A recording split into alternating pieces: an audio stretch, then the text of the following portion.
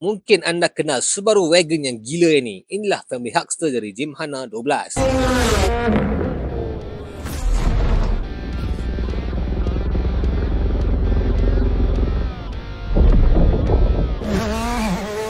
Kereta ini terkenal melalui filem Gymkhana 2022 bersama Travis Pastrana dan capai lebih 27 juta tontonan di YouTube. Sebahagian daripada legasi unika yang diasaskan oleh mendiang Ken Block, family Huckster ini meneruskan semangat kekomandoan berani dan kejutaraan luar biasa. Nampak macam Subaru GL tahun 1983 yang biasa, tapi di bawah badannya ialah chassis gantian carbon fiber penuh yang dibina oleh Vermont Sports Car. Kereta ini guna sayap belakang aktif elektro-pneumatik dan flat aero hidrolik pada fender yang laras secara automatik masa di udara.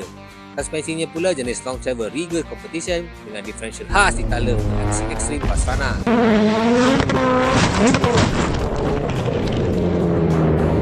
Bahagian dalamnya penuh nostalgia 80-an, bersiap dengan radio asal dari Subaru GL, paparan digital rekaan semula dalam blue carbon fiber dan rim gaya klasik 8 jari yang kini ditempat khas untuk prestasi moden.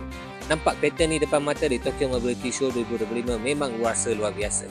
Family Huckster bukan sekadar kereta aksi, dia satu penghormatan kepada legasi Ken Block, gabungan sebenar antara kejutaraan rally, kreativiti dan tenaga liar Gymkhana.